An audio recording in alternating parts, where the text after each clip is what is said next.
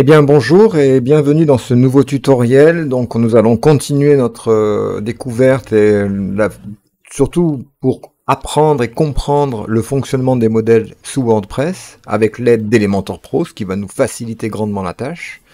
Et donc aujourd'hui nous allons aller encore un peu plus loin dans la gestion des modèles. Alors je retourne sur le site que j'ai mis en place pour les tests, et ce que nous allons réaliser aujourd'hui c'est la fonction suivante. Donc j'ai un petit peu réagencé les éléments pour que ce soit un peu plus agréable sur le site lui-même. Nous avions déjà vu les articles qui sont dans la partie dans mon blog sont associés à des termes de catégorie. Donc je vous remontre les catégories que j'ai créées dans articles catégories. J'ai plusieurs termes qui ont été créés. Donc offre spéciale, week-end, actualité, découverte, etc. Donc là on a le total, en fait le nombre d'articles qui sont associés au terme de la taxonomie, de la catégorie. Donc là j'ai un article qui est associé à actualité. J'ai 5 articles qui sont associés à découverte, 3 articles associés à événements. Donc je vous rappelle, l'association se fait via l'écran d'édition de l'article lui-même.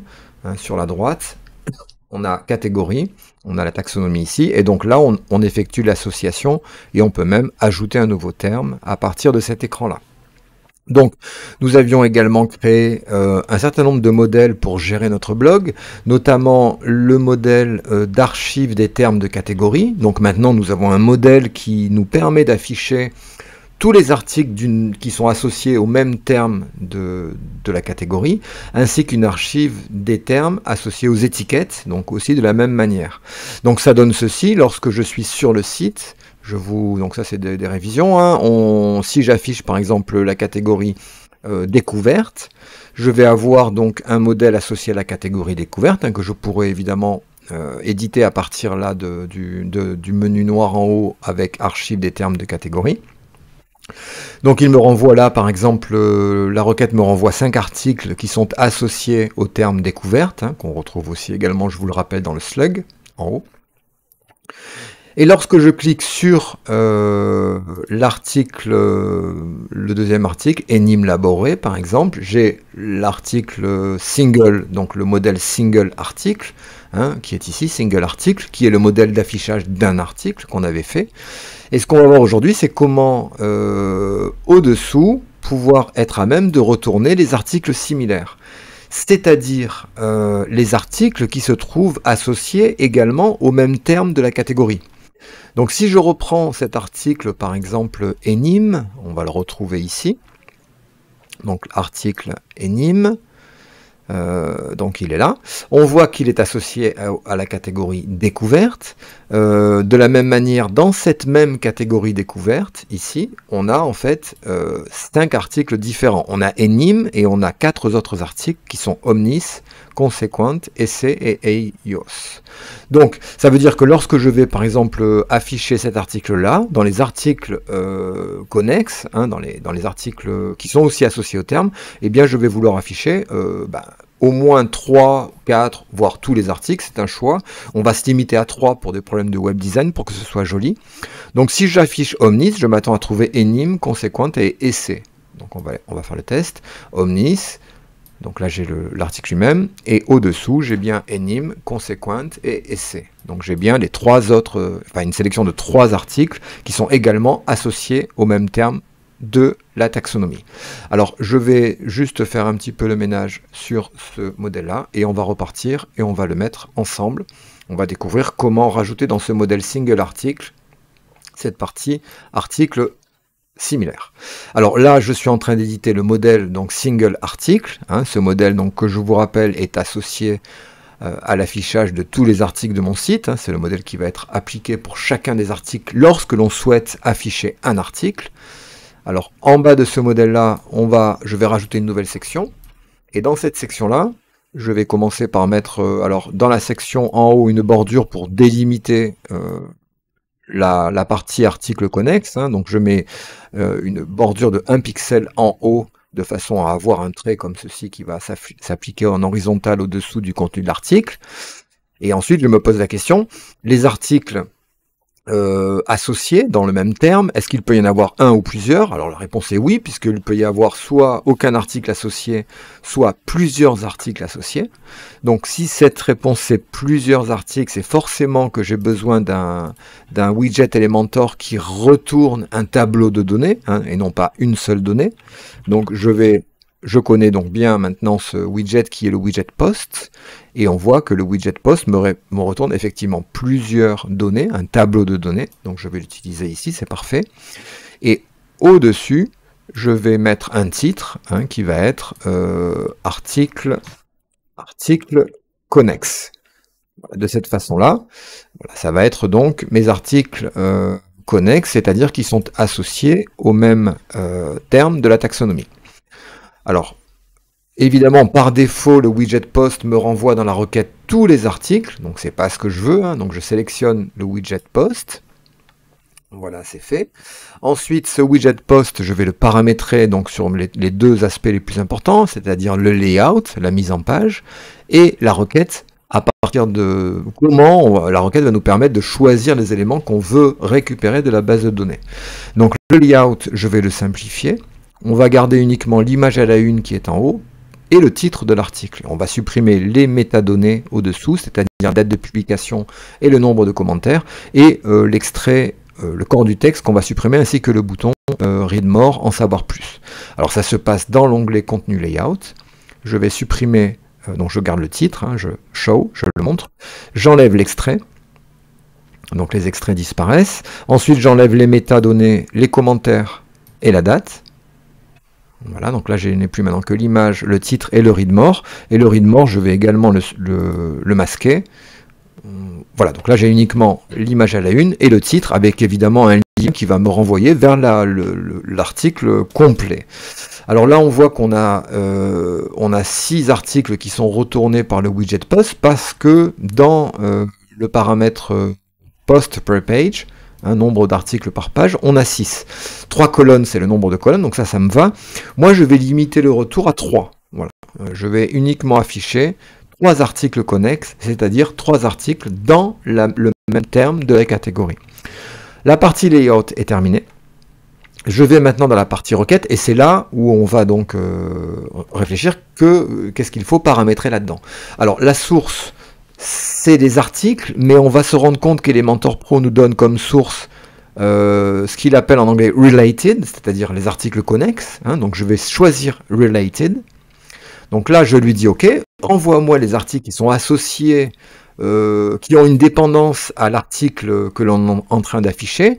Alors on va, cette dépendance-là, l'inclure ici dans include by, donc on va inclure dans ces articles associés, les articles qui sont associés à un terme, mais on pourrait très bien aussi demander par exemple les autres articles du même auteur, hein, c'est-à-dire que on choisirait à ce moment-là author, et on aurait les articles du même auteur, mais on va prendre terme. C'est pas suffisant, parce que je dis ok, je veux les articles associés à un terme de taxonomie, mais il faut que je lui spécifie dans la case au-dessous, dans terme, de quelle taxonomie je parle. Alors pour les articles, c'est la taxonomie catégorie. On pourrait aussi faire étiquette, ça fonctionnerait de la même façon. On a d'autres éléments à choisir, et puis on verra dans un autre tutoriel comment créer ses propres taxonomies personnalisées, de façon à structurer son contenu comme bon nous semble. Alors pour l'instant, je vais lui demander catégorie. Alors catégorie, donc il me retourne tout de suite, on voit un résultat, c'est-à-dire il me retourne les articles qui font partie de la même catégorie à voir, hein, qui est affiché ici. Donc c'est 3 articles hein, au maximum de cette catégorie-là. Alors attention, on a un fallback, c'est-à-dire on a la possibilité de lui dire attention, si tu ne trouves aucun résultat, tu peux me renvoyer soit une sélection manuelle d'articles, soit les derniers articles qui sont publiés sur le site. Alors, a priori, c'est ce qu'on souhaiterait faire. Hein. Si je n'ai pas d'autres articles associés à ce terme de catégorie, je récupère ici les 3 derniers articles publiés sur le blog. La seule chose, c'est qu'on va se rendre compte que ça ne fonctionne pas. Donc là, je vais mettre à jour. Alors, on va tester maintenant. Hein. Je retourne sur mon back-office, je vais dans les catégories, je vais prendre donc un terme où il y a plusieurs articles, hein, donc par exemple événements, j'ai 3 articles, donc je clique sur le nombre d'articles pour accéder à ces articles qui font partie de la catégorie événements, on le voit ici. Hein.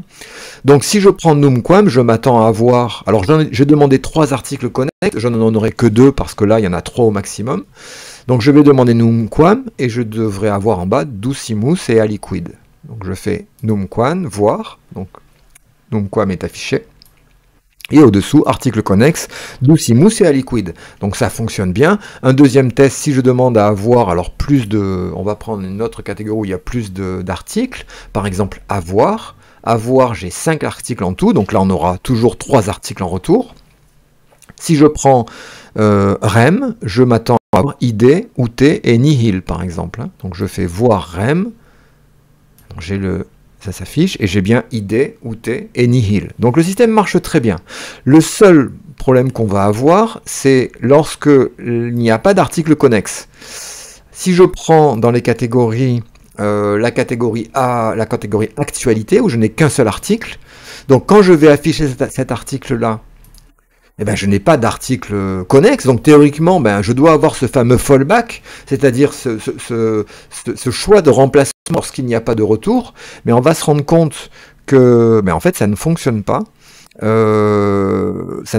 Il n'y a pas d'article envoyé. Par contre, on voit qu'il n'y a aucun élément trouvé. Alors, je vais vous montrer la solution. Alors, si je ne fais pas, alors je vais désactiver ce qu'on va voir après. Hein, je vais désactiver le petit code que j'ai écrit. Je vais relancer le mécanisme. Donc j'ai dans les catégories un seul article dans actualité. Donc je fais voir. Et là en fait, donc là il est ici. Hein, je fais afficher l'article. Et en bas dans les articles connexes, eh ben, j'ai mis un fallback. Donc je m'attendrai à avoir les articles, les derniers articles du blog. Mais on voit que ça ne marche pas. Alors Elementor sur leur site nous explique que dans le cas d'un modèle où on a dans le widget post donné à la fois comme condition le terme de la catégorie, les autres articles du terme de la catégorie et qu'on définit un fallback, le fallback ne marche pas. Alors la solution passe par un petit code que vous pouvez rajouter. Alors moi j'ai utilisé une extension qui s'appelle Snippets. Alors je vous la recommande parce qu'elle est très efficace. Ça permet de rentrer du code PHP dans le back-office sans passer par un thème enfant.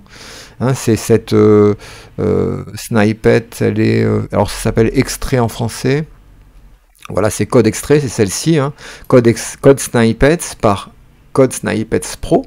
Ça permet de rentrer du code. Et globalement, ce que j'ai rentré comme code ici, donc j'active le code, c'est simplement un petit code qui va dire, voilà, chaque fois qu'on va demander, qu'on va passer une requête à Elementor pour filtrer des résultats avec le widget post, cette fonction-là va être appelée. Et cette fonction va être appelée en passant comme paramètre la requête. On va extraire le nombre d'articles trouvés dans cette requête-là. Et si le total est égal à 0, c'est-à-dire s'il n'y a pas d'autres articles trouvés, eh bien on va afficher ce texte-là, aucun élément trouvé. Alors on peut changer ça, on pourrait faire aucun post, aucun article trouvé dans la catégorie demandée, par exemple. Hein. Voilà, donc là je enregistre les modifications, j'ai activé le snippet, hein, le petit code, ce qui fait que maintenant en fait, eh ben, ça va bien fonctionner. Donc si je reprends dans la catégorie actualité, je clique sur le post, donc j'ai bien le post, je n'ai pas d'autres posts dans la catégorie actualité, le fallback va être appelé via mon petit code PHP, et donc là j'ai aucun article trouvé dans la catégorie demandée, donc ça marche très bien. Si maintenant je prends une catégorie où j'ai d'autres, dans avoir, où j'ai des résultats, c'est-à-dire j'ai d'autres articles, je clique, et là on va voir que eh bien ça fonctionne, il me renvoie bien les résultats trouvés.